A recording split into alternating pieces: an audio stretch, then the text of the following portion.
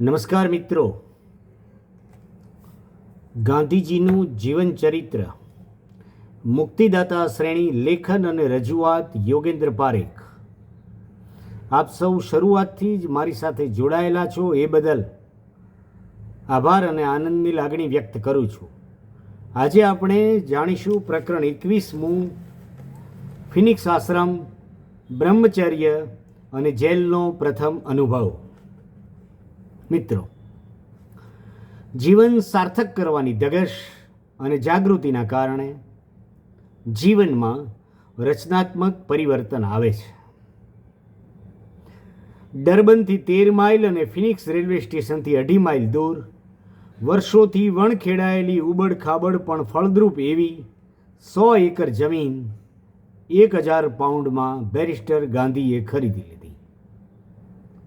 કારણ કે જીવનમાં પરિવર્તન એ હતું કે રસ્કિનનું પુસ્તક વાંચ્યું એ મુજબ જીવન હવે જીવવાનું શરૂ કરવું, એવો સંકલ્પ સાકાર કરવા.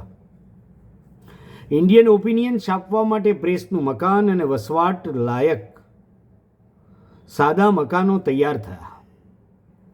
જોહાનિસબર્ગમાં ઠરીઠામ થયેલો પરિવાર ફિનિક્સમાં સ્થાયી થયો. પ્રવૃત્તિમય સંન્યસ્તના આ દિવસો હતા. એક પછી એક મહાવ્રતોને જીવનમાં ઉતારતા જતાં ગાંધીજીએ 37 વર્ષની વયે સંકલ્પપૂર્વક બ્રહ્મચર્ય વ્રતને અંગીકાર કર્યું અને આજીવન પાળી બતાવ્યું. જાહેર સેવકે અંગત સુખોનો ત્યાગ કરવો જોઈએ એવી સમજના પરિણામે અંગત સંપત્તિનો વિસર્જન કર્યા પછીનો આ મહાત્યાગ હતો. નરસિંહ મહેતાની સંકલ્પના મુજબનો વૈષ્ણવજન પળે પળ આકાર ધારણ કરતો હતો.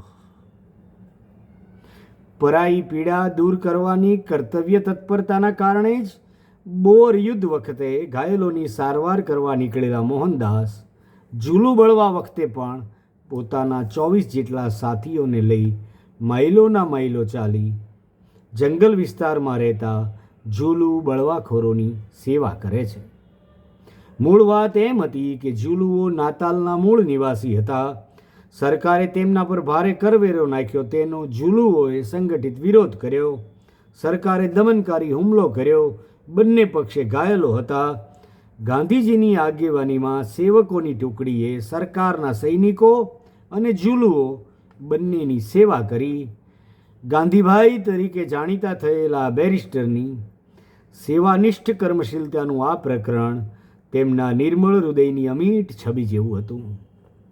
મોહનદાસની જીવનશૈલીમાં પરિવારની સુખાકારી ભગવાન ભરોસે હતી. તેમના પોતાના પરિવારની સુખાકારી ભગવાન ભરોસે હતી અને ઘાયલો અને પીડિતો આ મોહન ભરોસે હતા. ટ્રાન્સવાલમાં રહેતા હિન્દીઓ પર સૂચિત નવા કાયદાનો ખરડો ઝળુમવા લાગ્યો. વાત એવી હતી કે હિન્દીઓએ જૂના પરવાના એટલે લાયસન્સ, ત્યાં રહેવાનું લાયસન્સ, જૂના પરવાના જમા કરાવી નવા પરવાના મેળવવા તથા 10 આંગળા અંગૂઠાની છાપ આપવી. નામ, ઠામ, જાતિ, ઉંમર આદિ સાથે હાથના આંગળાની છાપ ફરજિયાત આપવાની વાત આકરી હતી. પછી તો એ નિયમ થતો જાય છે, જેમ આપણે આધાર કાર્ડમાં આપીએ છીએ 10 આંગળાની છાપ, એવી વાત આટલી જૂની છે. નિર્ધારિત સમય મર્યાદામાં નવો પરવાનો ન મેળવનારને જેલ, મિલકત જપ્તી કે હદપાર કરવા સુધીની જુલ્મી જોગવાઈ આ ખરડામાં હતી. ટ્રાન્સવાલમાં રહેવાના અધિકાર મેળવવા માટે નવા પરવાનાની આવશ્યકતા ઊભી કરતા આ ખરડા સામે લડવું જરૂરી હતું. ટ્રાન્સવાલમાં જો આ કાયદો લાગુ થાય તો ધીમે ધીમે દક્ષિણ આફ્રિકામાંથી હિન્દીઓને કાયમ માટે કાઢી મૂકવાનું સરકાર માટે સરળ થઈ જાય. તેથી હિન્દીઓ માટે ગુલામી ખત જેવો આ ખરડો ધારાસભામાં રજૂ થાય અને કાયદો બને એ પહેલાં તેનો મજબૂત વિરોધ કરવા હિન્દીઓને સંગઠિત કરવાનું કામ ગાંધીજીએ કર્યું. ગાંધીજી દક્ષિણ આફ્રિકામાં છે, જ્યાં સંગઠન ઊભું કરે છે હિન્દીઓનું. દક્ષિણ આફ્રિકામાં પોતાના દેશવાસીઓને ટકાવી રાખવા માટે સંગઠન ઊભું કરે છે આ યુવાન 35-36 વર્ષના બેરિસ્ટર, જેમણે આપણી જેમ સરખેજ ગાંધીનગર હાઈવે પર કોઈ પ્લોટ ના લીધો, ફાર્મ હાઉસ ના બનાવ્યું, ડુપ્લેક્સ ના લીધો. એમની હું આ વાત કરું છું, જેના આપણે વાહિયાત વોટ્સએપ મેસેજ વાંચીને નફરત કરવાનું શરૂ કર્યું છે. ગાંધીજી ગુજરાતના અને આપણા દેશના જ હતા અને સાથે સાથે વિશ્વ નાગરિક હતા. એમણે પોતાની પત્નીને કોઈ દાગીના આપ્યા નહીં, એવી બધી ઘણી ભૂલો જીવનમાં કરી, અને જેમની ભૂલો શોધવા માટે ઘણા મથે છે પણ કોઈ જડતી નથી, એવા ગાંધીજીની વાત સાંભળવા માટે હું આપ સૌને વિનંતી કરું છું. હિન્દીઓને સંગઠિત કરવાનું કામ ગાંધીજીએ કર્યું. જોહાનિસબર્ગમાં આવેલી યહૂદીઓની નાટ્યશાળાનું મકાન ભાડે રાખ્યું. ઇમ્પિરિયલ થિયેટરમાં મળેલી એ સભામાં કાળા કાયદાનો વિરોધ કરવાનો મક્કમ નિર્ધાર થયો. અહિંસક આંદોલન દ્વારા શાંતિપૂર્ણ પ્રતિકારથી શાસક શોષકનું હૃદય પરિવર્તન કરવાની ચળવળની આ પદ્ધતિને શું કહેવું, અસરકારક નામ આપવા માટે તેમણે ઇનામ જાહેર કર્યું, અને ભત્રીજા મગનલાલ ગાંધીએ સદાગ્રહ શબ્દ સૂચવ્યો અને ઇનામ મેળવ્યું. પણ ગાંધીજીએ તેમાં ય ઉમેરીને સત્યાગ્રહ શબ્દની રચના કરી. માનવ ઇતિહાસમાં સર્વોત્કૃષ્ટ શબ્દોની યાદી બનાવવામાં આવે તો સર્વાધિક આદર પામે તેવા શબ્દોની પંક્તિમાં કે યાદીમાં સ્થાન પામે એવો શબ્દ ફળ્યો. પ્રિટોરિયામાં મળેલી સભામાં અહમદ મોહમ્મદ કાછલિયાએ ખુદાના કસમ ખાઈને છેવટ સુધી લડી લેવાની પ્રતિજ્ઞા કરી અને સરકાર સામેની લડતમાં છેવટ સુધી પાળી બતાવી. ટ્રાન્સવાલના પ્રમુખ જનરલ બોથા અને નાતાલના વડાપ્રધાન જનરલ સ્મટ્સ સાથે વાટાઘાટ નિષ્ફળ થઈ. હિન્દીઓના પ્રતિનિધિ તરીકે વિલાયત જઈ રજૂઆત કરવા નક્કી થયું. ગાંધીજી વિલાયત ગયા, રજૂઆત કરી, પણ કાંઈ વળ્યું નહીં. કાળા કાયદાને મંજૂરી મળી ગઈ. નવા પરવાના કઢાવવાના દિવસો આવ્યા. સરકારે વહીવટી તૈયારી કરી લીધી. બીજી બાજુ સત્યાગ્રહીઓ પણ તૈયાર હતા. કોઈ હિન્દી પરવાના કઢાવવા જાય નહીં તે માટે તેઓ ધ્યાન રાખતા હતા. રામસુંદર પંડિત નામના હિન્દીએ જર્મિંગટન ગામમાં ભાષણો કર્યા, એટલે એની ધરપકડ થઈ. રામસુંદરની ધરપકડ થવાથી લડતના જુસ્સાને બળ મળ્યું.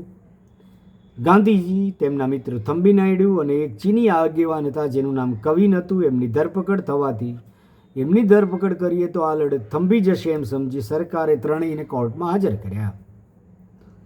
બેરિસ્ટર ગાંધી તોહમતદાર તરીકે કોર્ટમાં પહેલીવાર હાજર થયા. તેમને 2 મહિનાની કેદની સાદી જેલની સજા થઈ. ગાંધીજી જેલમાં જતા લડતને વેગ મળ્યો, તેથી સરકાર સમાધાન માટે તૈયાર થઈ. ગાંધીજીએ જેલમાંથી જ સમાધાનનો ખરડો તૈયાર કરી જનરલ સ્મટ્સને મોકલ્યો.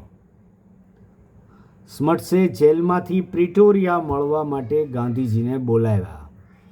મુલાકાત સફળ રહી. સમાધાનની શરતો નક્કી થઈ. બેઠક દરમિયાન જ ગાંધીજી મુક્ત થયા કે તરત જ તેમણે રાત્રે જ જોહાનિસબર્ગમાં સભા કરી. 1000 માણસો એ સભામાં એકઠા થયા. સમાધાનની શરતો સૌને સમજાવી. જનરલ સ્મટ્સ સાથે સમાધાન કરનાર ગાંધીજી પ્રત્યે મીર આલમ નામના પઠાણને શંકા થઈ. કાયદામાં એવી જોગવાઈ હતી કે 10 આંગળાની છાપ ફરજિયાત આપવી. ગાંધીજીએ સમાધાનમાં એવું નક્કી કર્યું કે 10 આંગળાની છાપ સ્વૈચ્છિક રાખવી, કોઈના માટે ફરજિયાત નહીં, અને સરકારે એ બાબતમાં સહમતિ બતાવી. એટલે પ્રાથમિક કક્ષાએ ગાંધીજીને આ 10 આંગળાની છાપ આપવાની બાબત સ્વૈચ્છિક બનાવવામાં સફળતા મળી હતી. પણ મીર આલમને શંકા ગઈ અને એમણે સભામાં જ કહ્યું, ગાંધીજી પર આક્ષેપ મૂક્યો કે એમણે 15,000 પાઉન્ડની લાંચ લઈને સરકાર સાથે ખોટું સમાધાન કર્યું છે.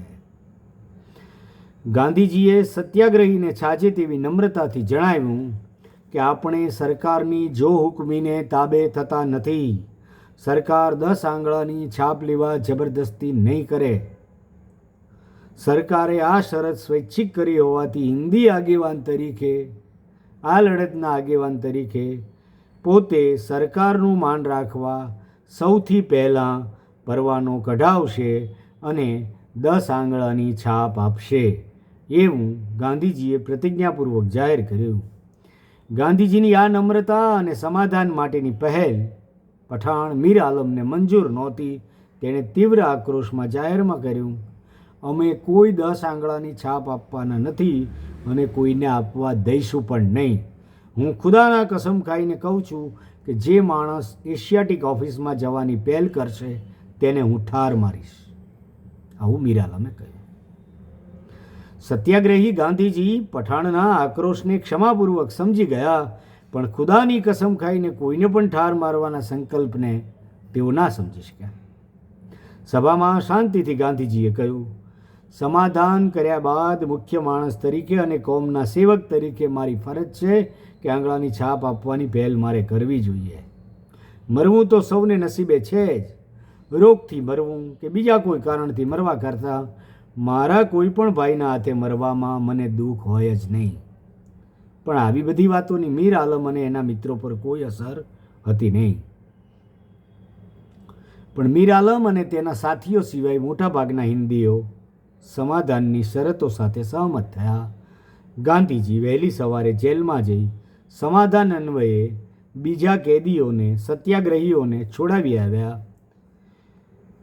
1908ના ફેબ્રુઆરી મહિનાની 10મી તારીખ હતી.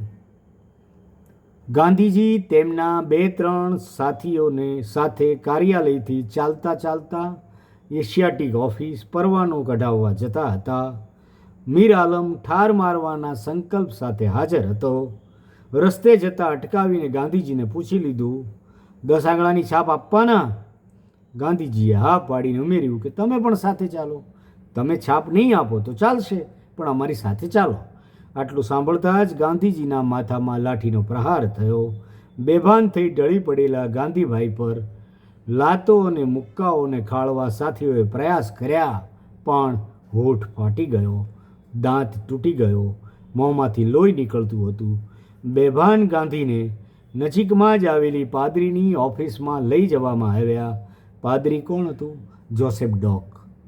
જોસેફ ડોકને ત્યાં ગાંધીજી ભાનમાં આવ્યા. ગાંધીજીએ ભાનમાં આવ્યા પછી તરત પહેલું કામ સરકારી વકીલને તાર કરવાનું કહ્યું અને કર્યું કે મીર આલમ અને તેના સાથીઓનો કોઈ દોષ નથી, તેમને છોડી મૂકવામાં આવે. ગાંધીજીમાં ક્ષમાભાવ હતો, પણ 19મી તારીખે 19મી ફેબ્રુઆરીએ મીર આલમને 3 મહિનાની સખત કેદની સજા થઈ હતી. ગાંધીજીએ અખબાર જોગ ટૂંકું નિવેદન લખી મૂક્યું કે મારનાર પ્રત્યે મને ગુસ્સો નથી. સત્યાગ્રહી કદી મારથી ડરતો નથી. હું ખુદાની આગળ માગું છું કે હિન્દીઓનું ભલું કરે, હિન્દુ તથા મુસલમાનને મારા લોહીના પાટા વડે સાંધે. દક્ષિણ આફ્રિકામાં તે દિવસે બોલાયેલું આ વાક્ય હિન્દુ મુસ્લિમ એકતાના કારણે, એકતાનો આગ્રહ રાખવાના કારણે અંતે ગાંધીજીના જીવનમાં કેટલું જીવલેણ નીવડે છે એ આપણે જાણીએ છીએ. ગાંધીજીએ સૌથી પહેલાં પરવાનો કઢાવવાની પ્રતિજ્ઞા પૂરી કરવા એશિયાટિક ઓફિસના અધિકારીને વિનંતી કરી જોસેફ ડોકના ઘરે કાગળિયા મગાવ્યા. કણસતા શરીરે પડખું ફરી 10 આંગળાની છાપ આપી. એ જોઈ અંગ્રેજ અધિકારીની આંખ પણ ભીંજાઈ ગઈ.